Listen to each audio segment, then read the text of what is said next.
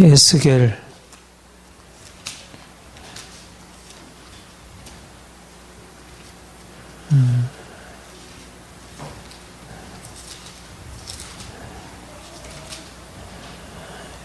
에스겔 1장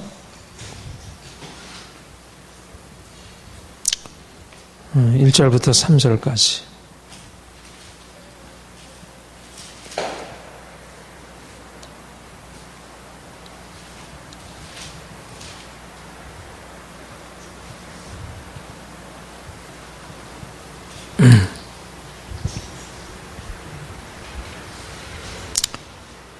예.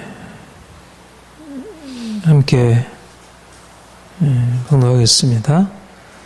30째 넷째 달 초다새 그발 강가 사로잡힌 자 중에 있을 때 하늘이 열리며 하나님의 모습이 내게 보이니 여호야긴 왕이 사로잡힌 지 5년 그 달 초다새라.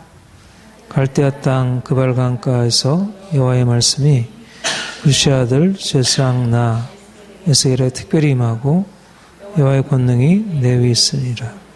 아멘.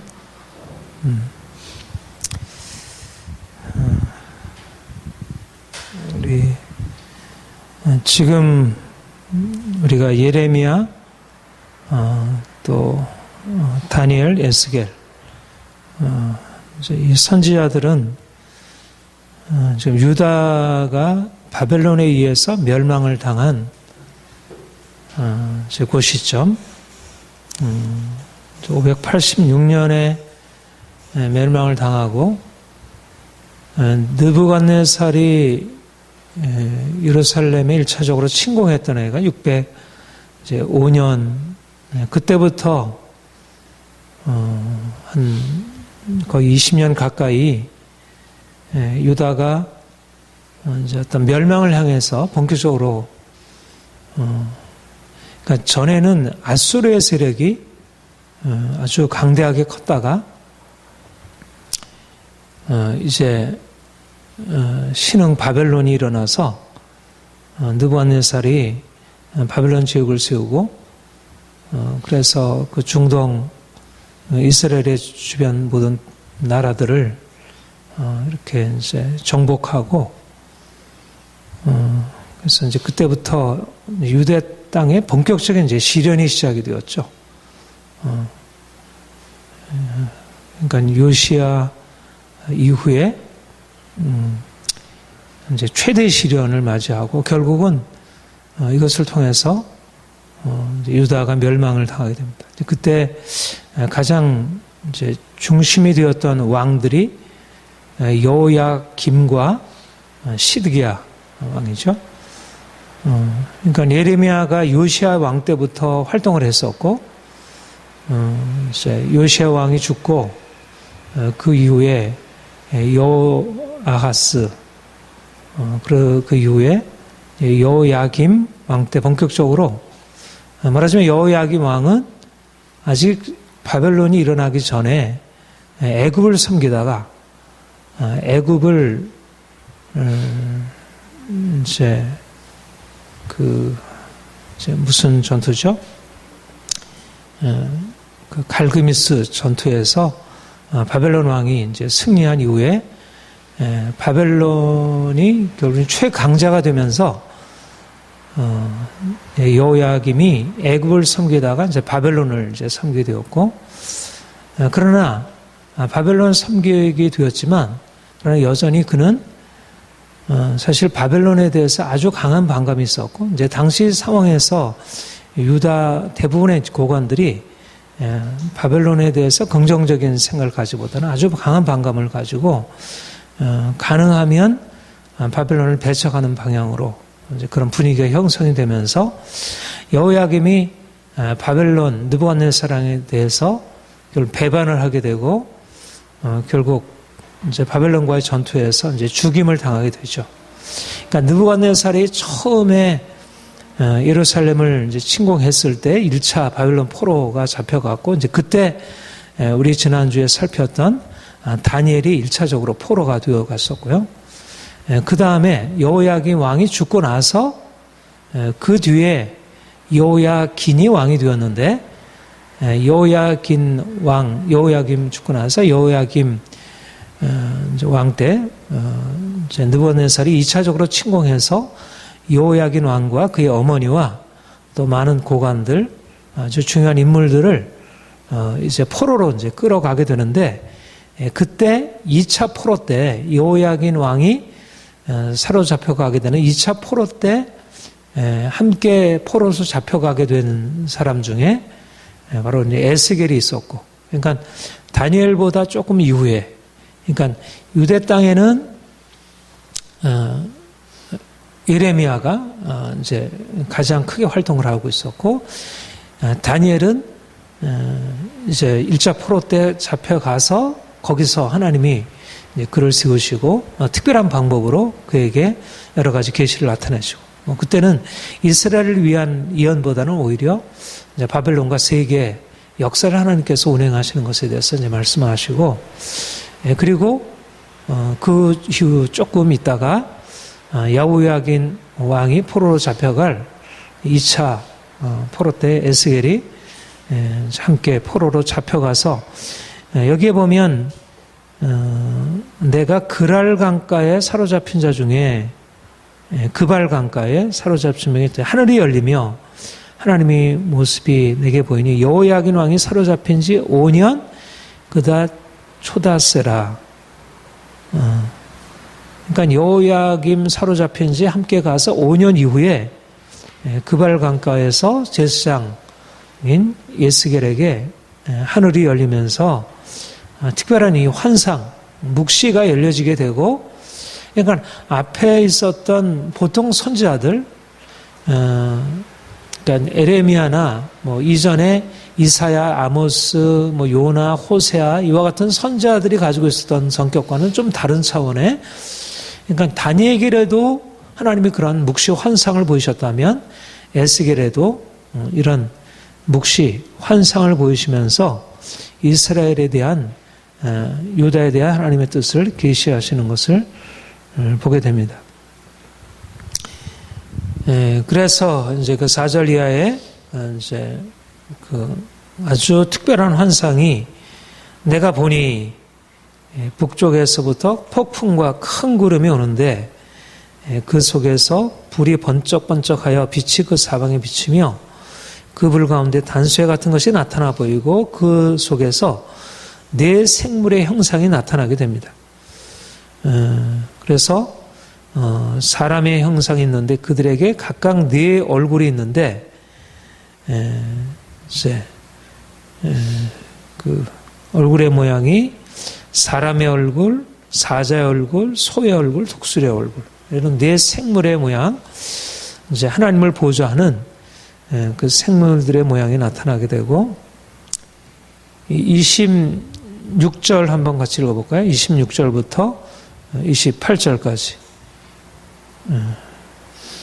그 머리 위에 있는 궁창에 보좌의 형상이 있는데 그 모양이 날보석 같고 그 보좌의 형상 위에서 한 형상이 있어 사람의 모양 같더라.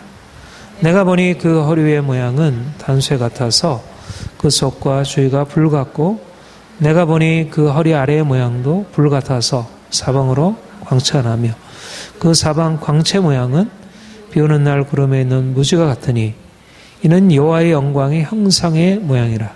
내가 보고 엎드려 말씀하신 이의 음성을 들으니라. 예. 네 생물의 형상을 보게 되고, 그리고 그 보좌의 형상이 나타나면서 거기에서 여호와의 영광의 형상을 그가 보게 됩니다. 근데 여기 여호와의 영광의 형상에 대해서 특별히 우리가 알고 있는 어떤 형체로 그려오고 있지는 않고 어떻든 무지개의 어떤 빛으로 나타나는 여호와의 영광을 보게 되죠. 그러니까는 이것은 에스겔이 이제 하나님께로부터 오는 어떤 예언의 말씀을 듣기 앞서서 경험한 환상의 체험인데, 마치 이것은 이것과 유사한 생각이 듭니다. 이사야가 우시야 왕이 죽던 해에 성전에 들어가서 거기에 보좌에 둘린, 보좌에 앉으신 하나님의 영광을 보게 되고 거기 스랍들이 날개로 두 날개로 몸을 가리우고 발을 가리우고 머리를 가리우고 그리고 창화하면서 거룩하다 거룩하다 거룩하다 그러면서 하나님의 영광이 이사야에게 계시하게 되고 그 영광 앞에 그가 엎드려져서 나는 망하게 되었도다. 그러면서 누가 우리를 위하여 갈고 하나님이 이제 주시는 소명을 받아서 복음 예언의 말씀을 전파하기를 이제 시작하게 되죠. 근데 여기 에스겔도 하나님이 그발 강가에서 하늘이 열리며 네 생물의 형상과 보좌의 형상 거기에 여호와 영광의 형상을 보게 되고 그곳에서 하나님의 말씀을 듣게 됩니다. 자, 2장 1절부터 2장 7절까지 우리 같이 한번 읽겠습니다. 시작. 그가 내게 이르시되 인자야 네 발로 일어서라. 내가 내게 말하리라 하시며 그가 내게 말씀하실 때 그 영이 내게 임하사 나를 일으켜 내 발로 세우시기로 내가 그 말씀하시는 자의 소리를 들으니 내게 이르시되 인자야 내가 너를 이스라엘 자손 곧 패역한 백성 나를 배반하는 자에게 권하노라. 그들과 그 조상들이 내게 범죄하여 오늘까지 이르렀나니 이 자손은 얼굴이 뻔뻔하고 마음이 굳은 자니라. 내가 너를 그들에게 권하노니 너는 그들에게 이르기를 주의 말씀이 이러하시다 하라. 그들은 패역한 족속이라. 그들이 듣든지 아니 듣든지 그들 가운데 선지자가 있음을 알지니라. 인자의 너는 비록 가시와 찔레와 함께 있으며 정갈 가운데 거주할지라도 그들을 두려워하지 말고 그들의 말을 두려워하지 말지어다. 그들은 패역한 족속이라도 그 말을 두려워하지 말며 그 얼굴을 무서워하지 말지어다. 그들은 심히 패역한 자니라. 그들이 듣든지 아니 듣든지 너는 내 말로 구할지니라. 네. 하나님이 에스겔에게 보이신 환상은 너무 영광스러운 하나님의 영광의 환상이었습니다. 그런데 그에게 주시는 소명, 내가 이것을 앞으로 해라 말씀하시는 것은 그들이 내가 너를 통해서 하는 말을 잘 알아듣고 거기에 순종으로 반응할 것이다 이렇게 말씀하지 아니하시고 그들은 패역한 자다. 반드시 그들이 너를 배척하고 너를 대적하고 네 말을 듣지 않을 것이다. 그들은 거듭거듭 그렇게 얘기를 하고 있죠. 얼굴이 뻔뻔하고 마음이 굳은 자니라. 그들은 패역한 족속이라.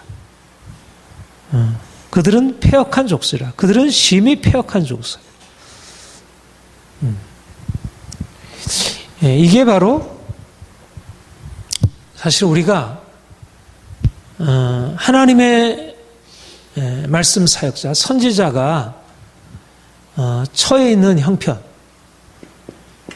너무나도 놀라운 하나님의 영광, 하늘이 열리면서 하나님의 영광의 광채, 그 빛난 광채가 보입니다. 만약 이 하나님의 영광의 광채가 없다면 하나님의 말씀을 대언하는 자로 그가 설 수 없었을 것입니다. 무엇보다도 하나님의 영광의 광채가 비춰지면서 이게 말하자면 말씀 사역, 예언의 권위, 예언의 권세로 단지 하나님의 영광의 광채가 그에 비춰지는 것이 아니라 말씀 사역, 예언의 권위로 이것이 그에게 입혀지는, 말하자면 예언자는 단지 사람들에게 하나님이 어떤 분이시다라고 하는 것을 그냥 이렇게 신사적으로 말하는 게 아니고 하나님을 대신하여 말하는 대언자입니다. 이것은 보통의 권위로 할 수 있는 게 아니라 하나님의 권위를 가지고 나타낼 사람이고, 그리고 사실은 이 상황 자체가 영적으로 너무나도 어둡고 이 어두운 상황을 돌파해 나가려고 하면 강한 영적인 권세가 주어지지 않으면 안 되는 것입니다. 그러니까 말하자면 모세 같은 경우에도 그렇죠. 모세가 그가 애굽에서 40년 동안 애굽의 학문으로 능한 자가 되었지만 그러나 그것을 가지고 그가 하나님의 백성들을 애굽에서 끌어내는 그 위대한 구원 사역의 통로로 사용될 수 없었습니다. 그런 40년 동안의 광야에서 낮아지는과 그리고 그가 하나님의 영광을 보고 하나님의 권위가 그에게 입혀지면서 호렙산에서 그의 권위가 입혀지면서 너는 내 발에서 신을 벗으라. 말하자면 그 영광의 광채가 그를 이제 사역자의 자리로 세우시고 그리고 그 패역한 백성들을 향해서 그 완고한 바로에 대항해서 싸우게 하고 그리고 완악한 그 마음이 완고하고 이미 굳어져 있는 이스라엘 백성들을 거기서 건져내는 일을 이제 감당하게 하시죠. 엘리야도 마찬가지고, 그리고 이사야도 마찬가지고, 예레미야도 마찬가지고. 그러니까 중요한 것은 우리가 하나님의 사역에로 들어간다는 것은 이런 하나님의 영광의 광채가 나타나는, 그러니까 이사야가 소명을 받을 때 그도 역시 내가 나가서 말씀을 전하겠지만 사람들이 너의 말을 듣지 않을. 내가 그들의 귀를 어둡게 하고 그들의 눈을 감기게 해서 너의 말을 듣지 않을 것이다. 참 하나님이 하시는 일이 이상합니다. 그러나 하나님께서 그 영광을 나타내실 때 사람들로 하여금 그렇게 순순히 마음을 열고 거기에 받아들이게 하는 것이 아니라 오히려 이제 그것에 대해서 거역하고 거기에 마음을 닫은 그들을 향하여 나아가야 하기 때문에 말하자면 바로의 권세를 대항하여 나가야 할 모세에게 하나님의 영적인 권위를 입혀 주셨듯이 마찬가지로 에스겔에게 이미 이제 강력한 바벨론에 의해서 포로가 되어 이미 마음이 눌려 있고 이미 너무 오랫동안 죄악 가운데 이미 굳어져 버린 그래서 얼굴이 뻔뻔하고 마음이 굳고 패역한 족속이 되어버린 그들을 향해서 나아가도록 하나님이 영광의 광채를 미리 보이시고 입혀주시고 그러면서 인도하시는 곳이 어디냐면 패역한 족속 마음이 굳고 뻔뻔한 그런 이스라엘을 향하여 나아가서 하나님의 말씀을 대언하라고.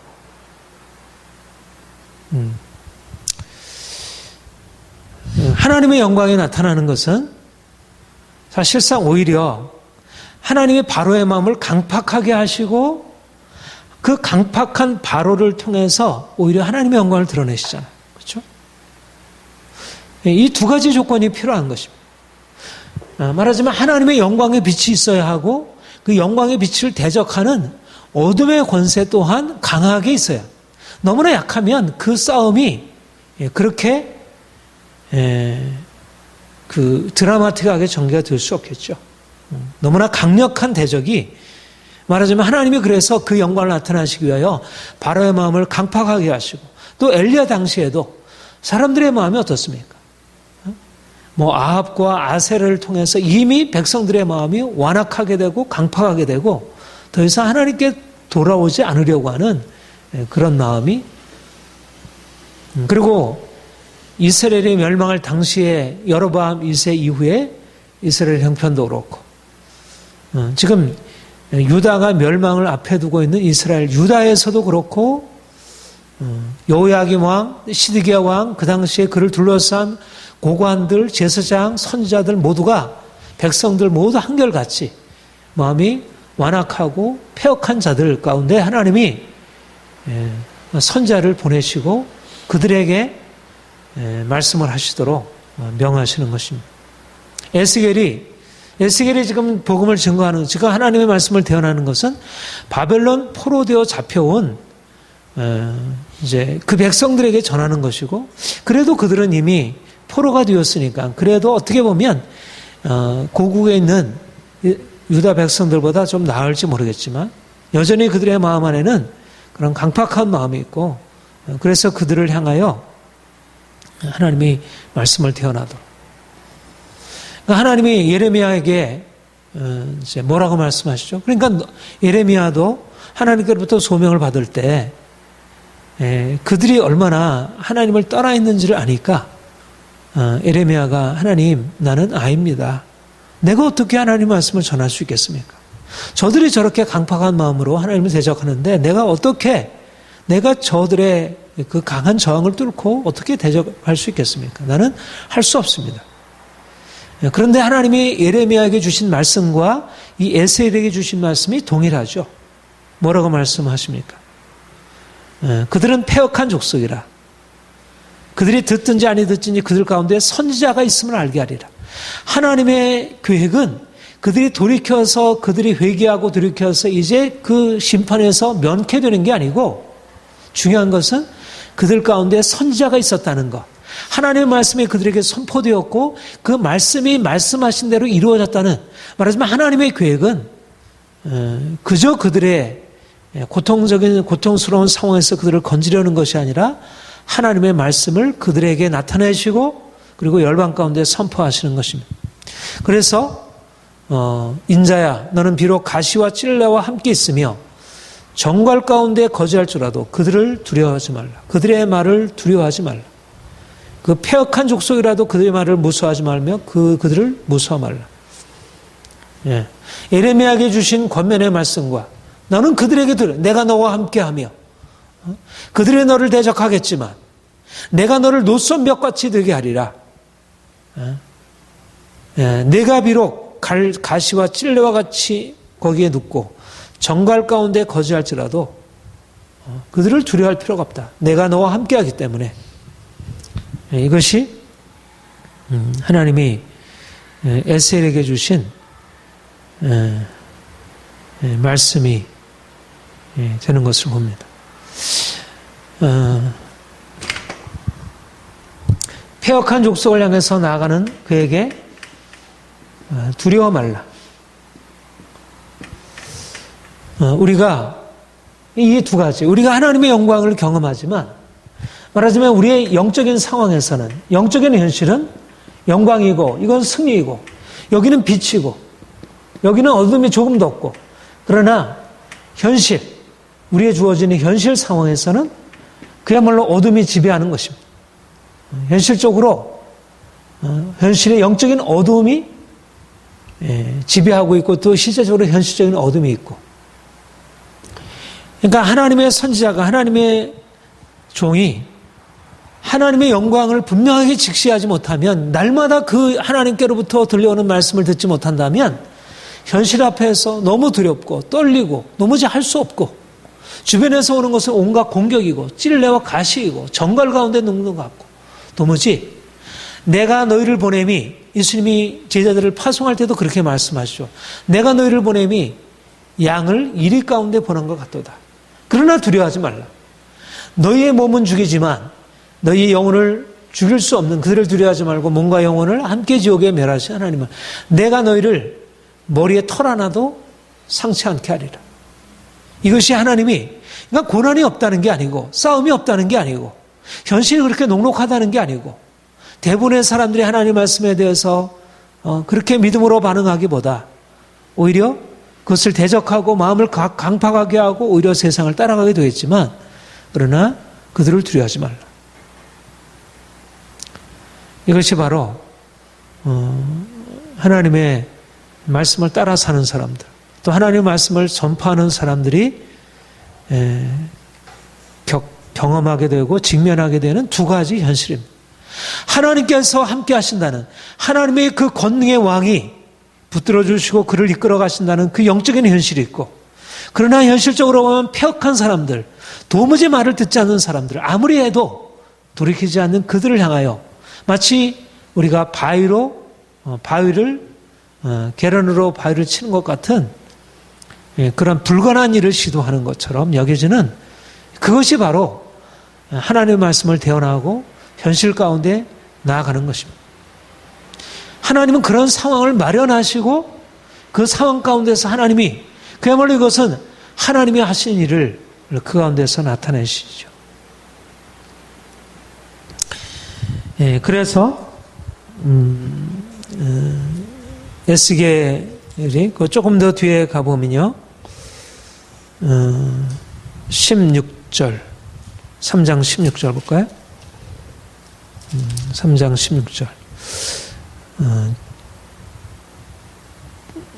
16절부터 19절 같이 읽겠습니다. 시작. 7일 후에 여호와의 말씀이 내게 임하여 이르시되 인자야 내가 너를 이스라엘 족속의 파수꾼으로 세웠으니 너는 내 입의 말을 듣고 나를 대신하여 그들을 깨우치라.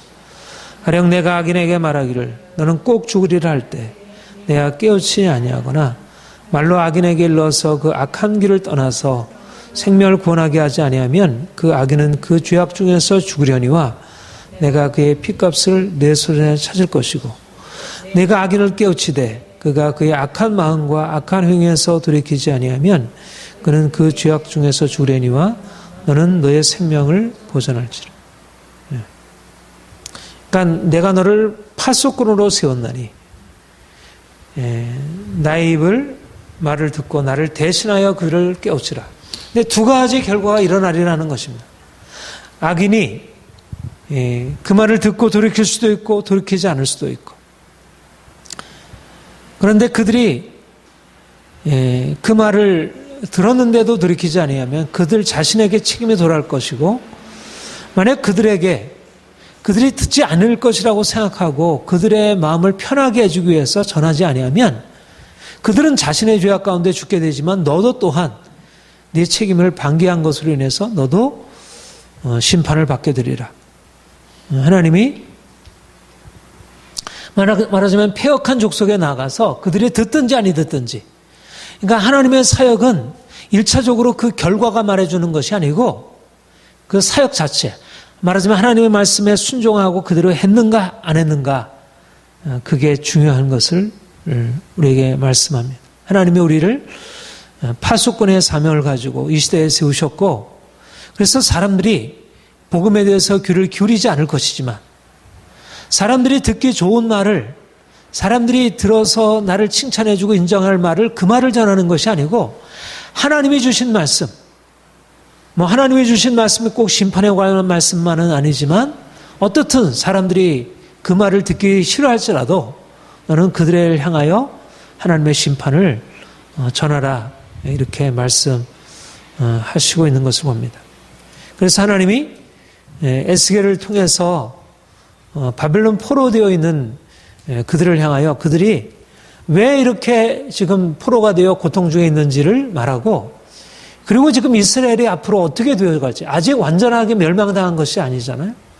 지금 일부는 포로되어 있지만 여전히 유다 땅은 여전히 여호야김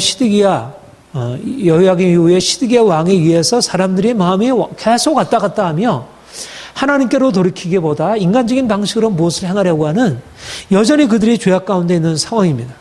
그런데 하나님이 바벨론 포로되어 있는 그들을 향해서 에스겔을 통해서 말씀을 주시기를, 지금 너희가 하나님께로 돌이키지 아니하면, 중요한 것은 이제 우리가 예레미야를 통해서 하나님 계속 말씀하실 때 심판이 없어지리라고, 심판이 다가오지, 너희가 회개하면 심판이 다가오지 않으리라는 게 아니고 심판이 오게 될 텐데, 심판을 받은 이후에 그들이 행할 일들, 그러니까 중요한 것은 하나님이 예언자를 세우셔서 그들에게 말씀하는 것은 죄악이 깊어지기 전에는 그들이 죄악에서 회개하여 심판을 면하도록 하는 예언이지만, 그러나 이미 죄악이 심각해지었을 때는 심판을 받지 않으리라고 하는 것이 아니고, 회개하면 심판을 받지 않으리라는 것이 아니라 심판을 받게 될 텐데, 심판을 받고 나서 너희가 어떻게 행해야 할지를 그들에게 말씀하시는 것입니다.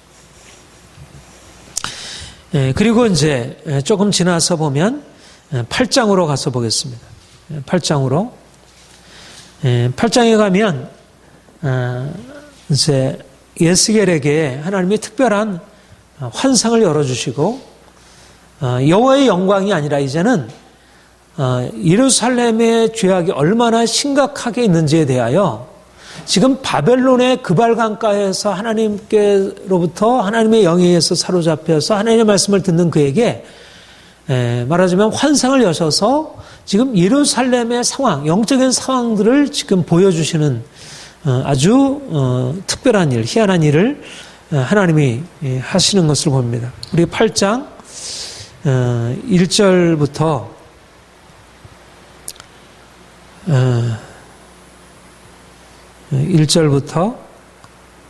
5절까지 우리 같이 읽겠습니다. 시작. 여섯째 달 초엿새에 나는 집에 앉았고 유대 안장들은 내 앞에 앉아 있는데 주의 권능이 거기서 내게 내리기로 내가 보니 불같은 형상이 있더라.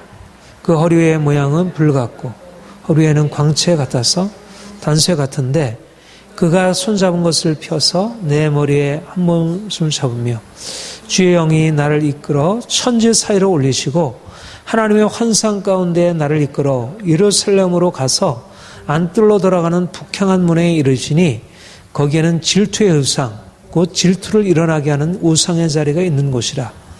이스라엘 하나님의 영광이 거기에 있는데 내가 들에서 본 모습과 같더라. 그가 내게 이르시되 인자야 이제 너는 북쪽을 바라보라 하시기로 내가 눈을 들어 북쪽을 바라보니 제단문 어기 북쪽에 그 질투의 우상이 있더라. 예. 특별한 일을 하시죠 지금. 그러니까 여섯째 해, 그러니까 여호야긴 왕이 포로로 잡혀간 이후 여섯째 달, 다섯째 해부터 5년부터 말하기 시작했는데 1년 후에 하나님이 유대 장로들이 그 앞에서 이제 하나님의 말씀을 듣기를 원해서 예스겔에게 찾아온 것입니다. 근데 하나님의 영광이 그에게 나타나면서 주의 영이 그를 끌어 하나님의 환상 가운데 끌어서 예루살렘으로 데려가는 것입니다. 예루살렘으로 데려가서 거기에 북향한 문에 질투의 우상, 질투를 일어나게 하는 우상 있는 곳에 하나님이 이끄시고 그 상황을 보여주시는 것입니다. 그래서 그곳에 이제 그 9절에 보면 내게 이르시되 들어가서 그들이 거기서 행하는 악하고 가증하고 악한 일을 보라. 내가 들어보니 각양 곤충과 가증한 짐승과 이스라엘 족속의 모든 우상을 그 사방 방백에 그렸고 이스라엘 백성 중 70명이 그 앞에 섰고 사반의 아들 아사냐도 그 가운데 섰고 각기 향로를 들여 향인이 구름같이 오르더라. 말하자면 여호와의 성전에서 이제 하나님을 예배할 그들이 거기에다 온갖 우상을 그려놓고 그곳에서 하나님을 예배한다고. 그리고 이제 또 그를 14절에 보면 또 다른 가증한 일을 보이리라. 그가 나를 데리고 여호와의 전으로 들어가는 북문에 이르시기로 보니 거기에 여인들이 앉아서 단무술을 위하여 애곡하더라. 그리고 16절에 보면 또 성전 안뜰에 들어가면 25명이 여호와의 성전을 등지고 낮에 동쪽을 향해 동쪽 태양에게 경배하여. 이것이 바로 이제 하나님의 환상 중에 멀리서 지금 바벨론에 잡혀있는 에스겔에게 환상 중에 예루살렘 성전에 일어나는 이 악한 일들, 하나님을 예배할 그들이 하나님을 예배하는 것이 아니라 다른 우상들을 거기다 그려놓고 우상을 향하여 경배하고 태양신을 섬기고 있는 그들의 악한 가증한 행위에 대해서 하나님이 보이시면서 내가 이렇게 하니 내가 어떻게 이 악한 영적인 간음에 대해서 질투하지 않겠느냐. 이렇게 말씀하시고 있습니다. 그리고 이제 하나님이 9장에 보면 그들을 이제 심판하는 자들을 일으켜서 2절에 보면 내가 보니 6사람이 북향한 윗물길로부터 오는데 각 사람의 손에 죽이는 무기를 잡았고 그 중에 한 사람은 가는 베옷을 잡고 허리에 석연의 먹그릇을 찼더라.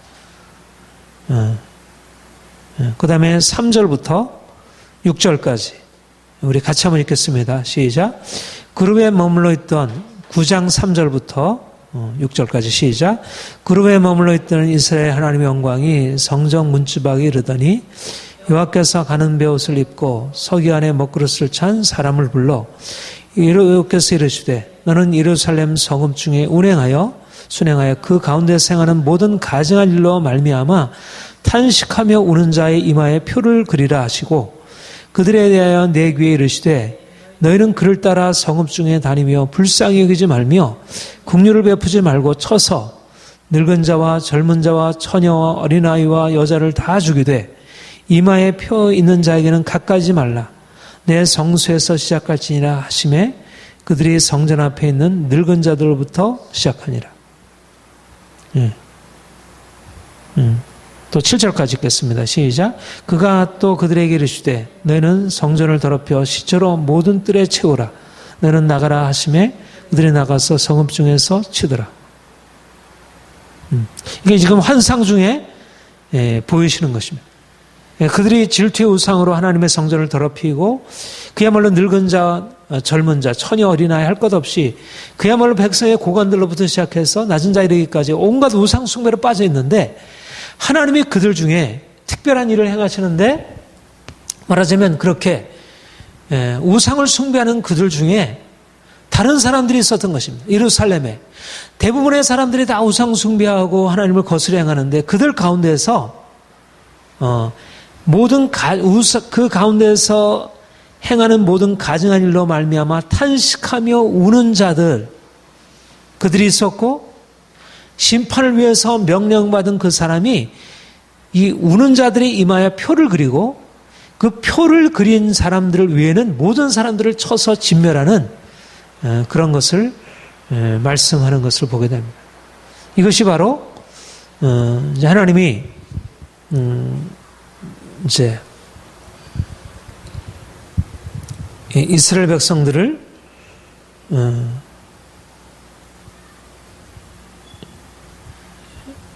그러니까 유다를 향해서 하나님이 행하실 일들을 이제 분명하게 가르쳐 주시죠. 그다음에 18절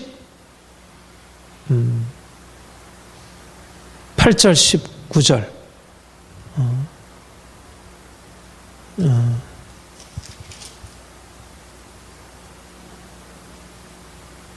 우선 8장 6절을 한번 봅시다. 8장 6절을 보시면 그가 또 내게 이르시되 함께 읽을까요? 시작.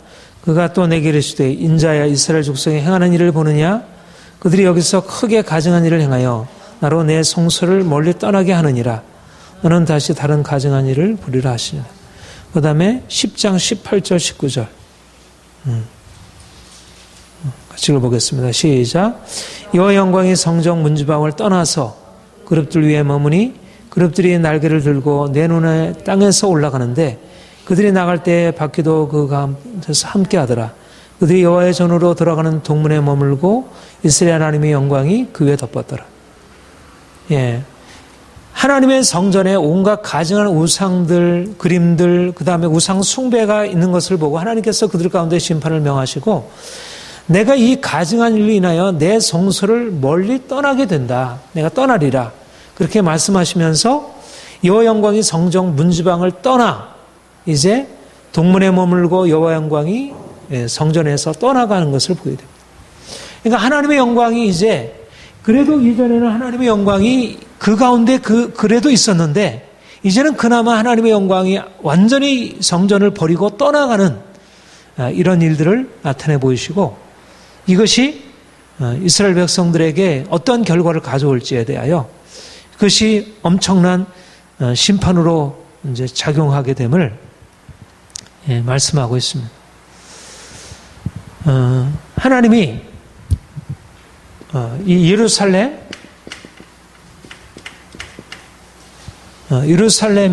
그런 죄악, 그들의 우상 숭배에 대한 환상을 통해서 하나님이 누구신지, 하나님이 이것을 통해서 말씀하시는 것은 하나님은 질투하신 하나님. 여기 질투의 우상이라 이렇게 말씀하고 있습니다. 하나님이 에스겔을 통해서 에스겔에게 예루살렘으로 그를 하나님의 영으로 이끌어 가서 그들 가운데 있는 그 악한 우상 숭배들, 그것도 보통 사람들이 아니고 일반 백성들이 아니라 여호와의 성전에서 행하는 우상 숭배입니다. 하나님의 성전에서 하나님을 예배할 그곳에서 하나님을 예배하는 것이 아니라 거기에서 다른 신들을 섬기고 있는 거예요. 말하자면 자기 집에다가 다른 여자를 끌어다 드리고 그것과 간음하는 것 같은 그와 같은 악한 일을 행하고 있는 것입니다. 그러니까 이것에 대해서 하나님이 그야말로 출애굽기에서 34장 십계명에도 말씀하시고 나는 질투하는 하나님이신즉 너희가 다른 신을 예배하게 되면 너희가 너희 자신을 위하여 하늘에 있는 것 땅에 있는 것과 우상을 만들어 거기에 섬기게 되면 나는 질투하는 하나님이신즉 내가 너희를 반드시 대적하고 너희의 죄에 대해서 반드시 3, 4대까지 너희를 심판하리라 이렇게 말씀하시는데 이제 하나님의 심판이 어떻게 나타나게 될지 하나님이 질투하는 우상에 대하여 이제 내가 어떻게 이런 상황들에 대해서 견딜 수 있겠느냐. 그러니까 예루살렘에 있는 제사장들 많은 선지자들 그들이 하나님을 섬긴다고 하지만 그들이 알고 있는 하나님은 너무나 잘못된 하나님의 그들이 그 죄 가운데 있는데도 그들의 죄에 대해서 그냥 덮어주시고 그러니까 하나님을 예배하는 곳이죠. 그러니까 여호와의 성전이 있다는 것은 그들이 하나님을 예배하지 않는 것이 아닙니다. 그러나 하나님을 예배하지만 동시에 하나님과 함께 다른 신들을 예배하고 온갖 우상들을 거기다 갖다 섬기고 이것이 하나님의 눈을 격발케 하고 내가 어찌 이에 대해서 잠잠히 참을 수 있겠느냐. 그러니까 하나님의 진노의 심판이 불같이 일어나게 될 것을. 말하자면 하나님이 이스라엘을 사랑하셔서 열방 중에 택하셔서 그들에게 특별한 계획을 가지고 놀라운 하나님의 계획을 가지고 그들을 위하여 이끌어내셨다면 그 사랑이 뜨거운 사랑이었다면 그러나 그 사랑 이상으로 그들이 하나님을 떠나서 온갖 우상들을 향하여 호세에서 말씀하는 그 고멜과 같이 그렇게 떠나게 되었을 때 하나님이 그들을 그대로 버려두지 아니하시고 그들을 질투하는 것으로 그들을 깨뜨리시고 파하시고 그러니까 질투의 우상이라고 하는 이 말씀 안에 우리가 무엇을 보게 됩니까? 하나님의 사랑입니다. 하나님의 성결한 사랑이 하나님이 이스라엘에게 원하는 것은 하나님과의 언약의 관계 사랑이 언약으로 맺어진 관계이고 이르미야 처음 초대에 말씀했지만 내가 너희를 처음에 광야에서 인도하였을 때는 그 너희가 첫사랑 나를 향해 또 베풀었던 그 첫사랑을 잃어버리고 너희가 온갖 다른 남자들을 향해서 나아가는 것을 내가 어찌 그냥 버려둘 수 있겠느냐. 하나님의 사랑의 언약으로 맺으신 그 관계를 하나님이 다시 회복해야 한다는 것입니다. 그래서 그들의 죄악에 대해서 내가 심판하리라. 그러니까 하나님이 예루살렘에 대하여 그렇게 강렬한 노로 심판하신 이유는 다른 것이 아니라 바로 그 질투하시는 그 사랑 때문이지 결코 그가 이스라엘에 대하여 그 자체로 그를 싫어함이 아닌 것입니다. 그것은 질투하는 그 사랑으로 그들을 어떻게든지 그들의 마음을 돌이켜서 하나님께로 향하도록 그 순전한 사랑을 회복하기 위하여 그러나 그 백성들이 그들 중에 대부분의 사람들이 하나님이 그들에게 원하는 것을 그들이 알아듣지 못하고 그들이 계속 가증한 행위 가운데 머물러 있고 그런데 그들 중에 이렇게 하나님의 질투하시는 사랑을 알기 때문에 이 사랑에 반응하는 사람들이 있는 것입니다. 그 사람들이 탄식하며 근심하는 이 가증한 행위로 인해서 탄식하며 근심하는 남은 자들 하나님의 의인들 이들이 있고 하나님이 이들을 하나님께서 특별히 그런 심판 가운데서 그를 보호하시고 붙들어 주신다는 것. 두 가지. 그러니까 하나님은 어찌하든지 우리가 하나님이 반드시 온 세상을 심판하지만 그 가운데서도 하나님을 신실하게 섬기는 자들을 이마에 표를 하신다고 했어요. 그러니까 사람들에게는 보이지 않지만 그러나 하나님의 눈에는 그런 사람들이 보이고 하나님은 그들을 특별히 택하셔서 그들 가운데 그리고 나머지는 다 무너뜨리고 벌하실 것을 말씀하고 있습니다. 그러니까 오늘날도 우리가 결국 하나님이 누구신지 하나님을 두려워함으로 하나님께 성결함으로 순결함으로 어떻게든지 그 죄에서 돌이키려고 본인 자신이 그렇게 하고 그런 공동체의 죄악에 대해서 슬퍼하고 두려워하는 자들 하나님의 그들을 통해서 하나님이 일하시고 그리고 그들을 통해서 궁극적으로 그 가운데 탄식하며 근심하는 남은 자들을 하나님께서 붙드시고 그들 가운데서 이제 회복의 역사를 나타내시는 것을 봅니다. 우리 11장 14절부터 21절 같이 읽어볼까요? 시작. 여호와의 말씀이 내게 임하여 이르시되 인자야 예루살렘 주민이 내 형제 곧 내 형제와 친척 온 이스라엘 족속을 향하여 이르기를 너네 여호와께서 멀리 떠나라 이 땅은 우리에게 주어 기업이 되게 하리라 했나니 그런즉 너는 말하기를 주의 말씀에 내가 비록 그들을 멀리 이방인 가운데로 쫓아내어 여러 나라에 흩어졌으나 그들이 도달한 나라에서 내가 잠깐 그들에게 성소가 되리라 하셨다 하고 또는 또 말하기를 주의 말씀에 내가 너희를 만민 가운데서 모으며 너희를 흩은 여러 나라 가운데서 모아내고 이스라엘 땅을 너희에게 주리라 하셨다 하라. 그들이 그리로 가서 그 가운데 모든 미운 물건과 모든 가증한 것을 제거하여 버릴지라. 내가 그들에게 한 마음을 주고 그 속에 새 영을 주어 그 몸에서 돌 같은 마음을 제하고 살처럼 부드러운 마음을 주어 내 윤리를 따르며 내 윤리를 지켜 행하게 하리니 그들은 내 백성이 되고 나는 그들의 하나님이 되리라. 그러나 미운 것과 가증한 것을 마음으로 따르는 자는 내가 그 행위대로 그 머리에 갚아주리라. 나 주 여호와의 말이니라. 예. 사람들은 예루살렘이 하나님의 땅이라고 생각하고 그곳에 하나님의 영광이 있다고 생각하지만 그러나 하나님의 영광이 그곳에 떠난 것이며 그리고 하나님의 영광이 어디 가운데 임하냐면 이제는 사로잡힌 자 가운데 임하는 것입니다. 내가 그들 가운데 성소가 되리라.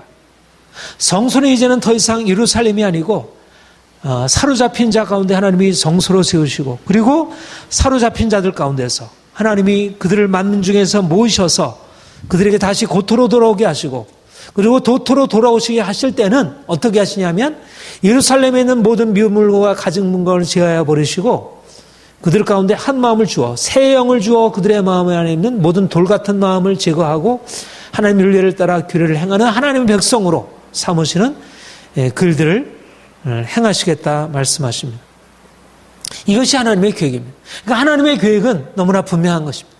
이미 악을 행하고 하나님을 떠나 있는 그 범죄한 그 질투의 우상 가운데서 간음하고 있는 그 백성들에 대해서는 철저히 벌하시고 거기서는 떠나시고 이제는 남은 자들을 세우셔서 그들이 함께하는 그 보잘것없는 땅 포로되어 잡힌 그곳에 성소를 세우시고 그곳에서 그들을 특별하게 훈련하시고 단련하셔서 그래서 그들이 다시 고토에 돌아와 이제는 새로운 마음으로 새 영과 새 마음으로 새 언약 아래서 목자 되신 예수 그리스도와 함께 하나님을 섬기게 되는 새 날을 열어주실 것을 말씀하고 있습니다. 그러니까 지금 당장에 주어지는 것은 심판의 날이고 그러나 앞으로 하나님이 주어질 새 언약의 사실들을 그들에게 말씀하고 있습니다. 그리고 이제 요 한 말씀만 더 하고 마치도록 하죠. 그러니까 12장 이하에 보면 하나님의 말씀, 하나님의 예언의 말씀에 대하여 그것을 하나님께로부터 받은 것이라고 받아들이지 아니하고 그것을 오히려 거스려 행하는 자들에 대하여 하나님이 어떻게 반응하시는지 그 8절 이하에 보면 이튿날 아침 여호와의 말씀이 내게 임하여 이르시되 인자야 이스라엘 족속 그 반역하는 족속에 내게 묻기를 무엇이냐 무엇을 아니하지 아니하더냐 너는 그들에게 말하기를 주의 말씀에 이것은 예루살렘 왕과 그 가운데 이스라엘 온 족속에 대한 묵시라 하셨다. 그런데 그들이 가지고 있는 그들이 하나님의 묵시라 이렇게 얘기를 하니까 21절 이하에 같이 한번 읽어볼까요? 시작. 여호와의 말씀에 또 내게 임하여 이르시되 인자야 이스라엘 땅에 이르기를 날이 더두가 모든 묵시가 사라지리라는 너희의 속담이 어찌 됨이냐. 그러므로 너는 그들에게 이르기를 주 여호와께서 이같이 말씀하시기를 내가 이 속담을 그치게 하리니 사람이 다시는 이스라엘 가운데 이 속담을 사용하지 못하게 하리라 하셨다 하고 또 그들에게 이르기를 날과 모든 묵시의 응함이 가까우니 이스라엘 족속 중에 허탄한 묵시나 아첨하는 묵시가 다스리 있지 못하리라. 나는 여호와라 내가 말하리라. 내가 하는 말이 다시는 더디지 아니하고 응하리라. 반역하는 족속이 내가 너희 생전에 말하고 이루리라. 내 주 여호와의 말이나 하셨다. 그 다음에 27절, 28절 같이 읽죠. 시작. 인자의 이스라엘 족속의 말이 그가 보는 묵시는 여러 날 후에 이르리라. 그가 멀리 있는 때에 대하여 예언하였다 하느니라. 그러므로 너는 그들에게 이르기를 주 여호와의 말씀에 나의 말이 하나도 다시 더디지 아니할 것이니 내가 한 말이 이루어지리라. 나 주 여호와의 말이나 하셨다. 그러니까 예레미야를 통해서 했던 당시의 상황과 에스겔의 상황도 너무나 유사한 것입니다. 말하자면 하나님의 묵시가 이제 주어져서 그들이 심판을 받아서 멸망을 받게 되리라고 그렇게 말하지만 이 거짓 선지자들이 일어나가지고 그 묵시가 일어나지 아니하리라. 그것은 앞으로 더디게 오리라. 이렇게 말하고 그런데 하나님께서 말씀하시기를 내가 그들의 말과는 달리 내가 반드시 묵시를 이루게 하리라. 그리고 거짓 예언한 자들에 대하여 하나님께서 심판하실 것을 이제 말씀하고 있습니다. 그들이 회칠한 담이 무너지듯이 그들이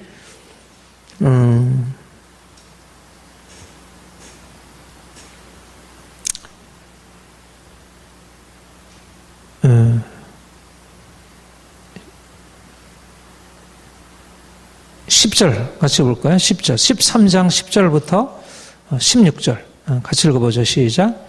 이렇게 칠 것은 그들이 내 백성을 유혹하여 평강이 없으나 평강이 있다 함이라. 어떤 사람이 담을 쌓을 때 그들이 회치를 하는도다. 그러면 너는 회칠하는 자에게 이르기를 그것이 무너지리라. 폭우가 내리며 큰 우박덩이가 떨어지며 폭풍이 몰아치리니 그 담이 무너진즉 어떤 사람이 너에게 말하기를 그것의 칠한 회가 어디 있느냐 하지 아니하겠느냐. 그러므로 나 주 여호와가 말하노라. 내가 분노하여 폭풍을 퍼붓고 내가 진노하여 폭우를 내리고 분노하여 큰 우박덩어리로 무너뜨리리라. 회칠한 담을 내가 이렇게 허물어서 땅에 넘어뜨리고 그 기초를 드러낼 것이라. 담이 무너진즉 너희가 그 가운데서 망하리니 나를 여호와인 줄 알리라. 이와 같이 내가 내 노를 담고 회칠한 자에게 모두 이루고 또 너희에게 말하기를 담도 없어지고 칠한 자들도 없어졌다 하리니 이들은 예루살렘에 대하여 인하기를 평강이 없으나 평강의 묵시를 보았다고 하는 이스라엘 선지자들이라. 주 여호와의 말씀이라.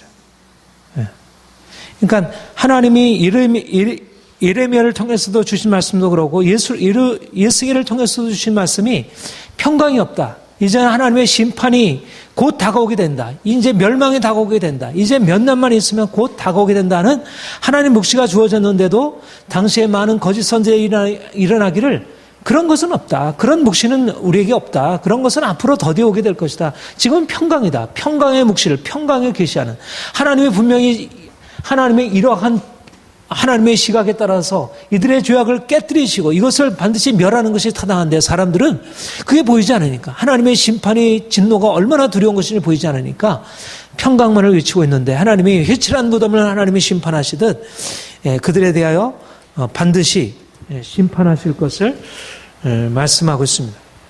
그런데 좀 오늘날의 상황과 너무 유사한 이제 그런 말씀을 보게 되는데요.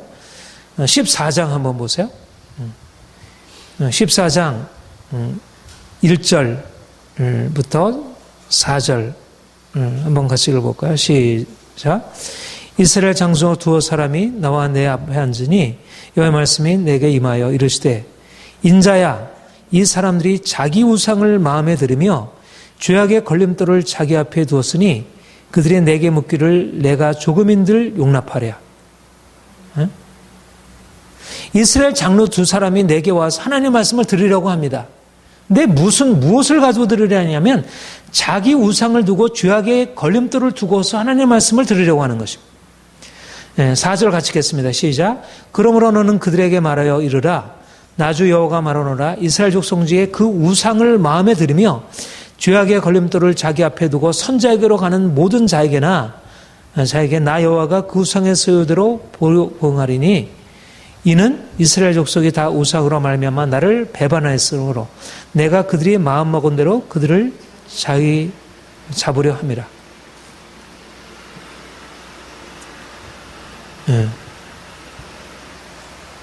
그 다음에 7절부터 9절까지 한번 같이 읽겠습니다. 시작. 6절부터 9절까지 시작. 그런즉 너는 이스라엘 족속에게 이르기를 주 여호와의 말씀에 너희는 마음을 돌이켜 우상을 떠나고 얼루들을 돌려 모든 가증한 것을 떠나라. 이스라엘 족속과 이스라엘 가운데 거류하는 외국인 중에 누군지 나를 떠나고 자기 우상을 마음에 들으며 죄악의 걸림돌을 자기 앞에 두고 자기를 위하여 내게 묻고자 하여 선자에 가는 모든 자에게는 나 여호와가 친히 응답하여 그 사람을 대적하여 그들을 놀라움과 표징과 속담거리가 되게 하여 내 백성 가운데서 끊으리니 내가 여호와인 줄을 너희가 알리라.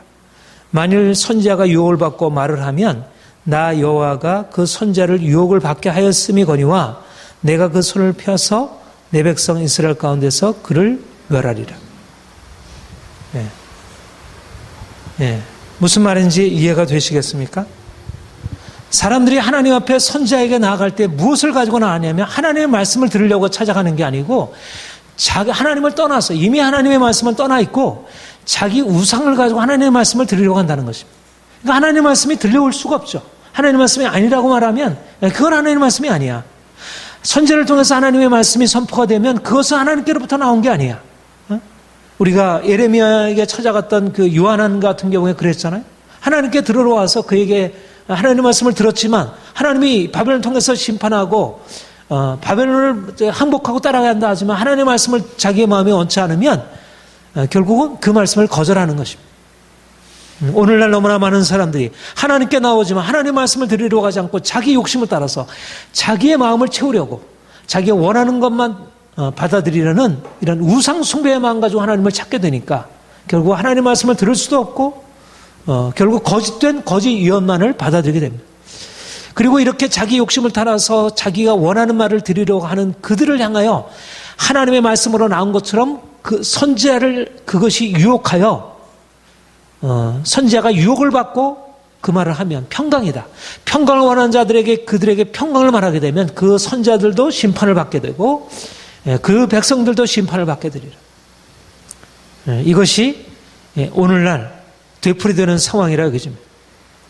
일반 성도들이나 목회자들이나 성도들이 하나님께 나오는 목적은 하나님의 말씀을 들으려고 하는 게 아니라 자기 욕심을 채우려고 자기에게 불편한 말씀을 들으면 그것에 대해서 원치 않고 그것을 거부하고 그리고 백성들이 일반 성도들이 하나님의 말씀을 듣지 않고 자기 욕심을 채우려고 하니까 목회자들도 말씀 사역자들도 하나님의 말씀을 전하는 것이 아니라 그들에게 편한 말씀을 주므로 사람들로부터 오는 그런 비난이나 걸림돌을 당하지 않으려고 하는 이런 어두운 시대가 된 것입니다. 그러니까 에스겔 당시에 거짓 선지자를 통해서 사람들이 미혹을 받게 되었듯이 또 많은 사람들의 그런 요구 때문에 선지자 자신이 미혹을 받게 되듯이 그렇게 해서 점점 영적으로 어두워지게 되듯이 오늘날의 상황도 많은 사람들이 하나님의 말씀을 들으려 하기보다 자기 욕심을 채우려 귀가 가려워서 자기의 욕심을 채워줄 거짓 사욕 스승을 쫓아간다고 했습니다. 많은 사람들이 진리에 돌이켜서 허탄한 이야기를 좇으리라. 예레미야 당시의 사람들이나 예레미야가 선포되었을 때 당시의 사람들이나 에스겔이 지금 바벨론 포로가 되어 와서 사람들이 그 가운데서 하나님의 말씀을 이제 들어야 할 상황에서도 사람들이 하나님의 말씀을 들으려고 하는 것이 아니고 계속 자기 욕심을 채우려고 선지자를 찾아온 것입니다. 그들에게 하나님의 말씀이 들려줄 수 없고 그러니까 중요한 것은 그러니까 선지자의 사명은 뭐냐면 하나님, 질투하신 하나님, 그 분노하신 하나님, 그 죄에 대해서 용납하지 아니하시는 그 두려운 하나님을 듣든지 아니든지 선포하고 그리고 정말 그 죄에서부터 이렇게 하나님의 말씀을 듣고 청종하는 사람들, 그들을 통해서 하나님이 이루실 새하늘과 새 땅을 바라보고 나가는 것입니다. 그러니까 결국 사람 지향적이지 않은 것입니다. 사람들을 따라 행하는 것이 아니라 하나님께서 우리에게 무엇을 말씀하시는지 그 말씀에 따라 순종하는 것. 이것이 파수꾼의 사명이고 이것이 시대를 거슬러 가는 것입니다. 예레미야든지 에스겔이든지 하나님께서 선지자를 세우실 때 이와 같이 사람들의 패역한 마음 그리고 정말 거짓된 것이 횡행하고 정말 진실보다 참된 것보다 진리보다 거짓 것이 더 많아 사람들이 미혹에 빠지는 것이 너무나 자연스럽게 되는 이런 영적인 상황에서 말하자면 이 거짓 것과 진리를 타협하지 아니하고 그리고 이 패역한 자들의 그런 두려움 때문에 진리를 타협하지 아니하고 고난을 감수하면서 하나님 말씀을 대언하는 것 이것이 선지자들의 사명이었고 오늘날도 우리가 이 땅을 향하여 주의 복음을 증거하는 자로 나아갈 때 이런 에스겔과 같이 어두운 상황이지만 하나님이 우리에게 주시는 영적 권위를 가지고 세상을 향하여 주의 복음을 증거하는 일들을 감당해야 되리라 믿습니다. 함께 기도하겠습니다. 하나님 아버지, 그발 강가에서 에스겔에게 영광의 하나님이 나타나셔서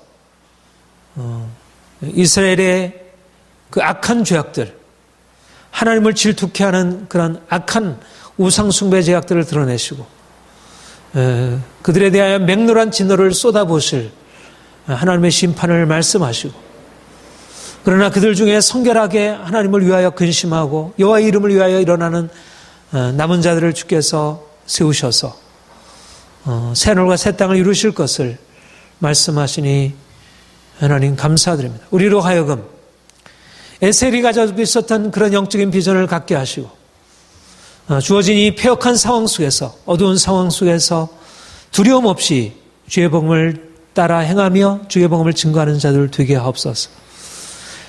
하나님의 묵시를, 하나님의 계시를 폐하고 그 묵시가 이루어지지 아니하리라. 그러면서 거짓된 묵시를 가지고 마치 하나님께로부터 난 것으로 말하는 악한 자들을 주께서 폐하실 것을 바라봅니다. 하나님, 회칠한 당과 같은 거짓 선지자들의 모든 예언들을 주께서 폐하시고 하나님의 참된 예언들이 나타나 하나님의 교회가 회복되어지고 하나님의 나라가 다시 세워지는 역사를 보기를 원합니다. 하나님, 우리에게 새 영과 새 마음을 창조하셔서 하나님의 규례를 따라 행하며 그리하여 하나님이 우리에게 축복하시는 바 그 축복을 받아 누리게 하여 주옵소서. 오늘날 이 시대 가운데 하나님 말씀이 폐기되고 온갖 세상 권세가 사람들의 마음을 장악하고 온갖 세상의 우상들이 거짓된 것들이 교회를 더럽히고 있는 이때 하나님, 우리가 영적으로 깨어나 이 시대를 향하여 주의 복음을 증거하며 그래서 세상을 향해 하나님께서 우리에게 명하신 이 귀한 복음 증거의 사명 감당케 하여 주옵소서. 하나님, 만약 우리가 하나님께서 맡기신 귀한 파수꾼의 사명 전하지 아니하면 죄악을 범한 사람들은 자기의 죄로 인하여 죽게 될 것이지만 파수꾼의 사명 감당하지 않으면 그 파수꾼의 죄악에 대하여 물으시라 말씀하셨습니다.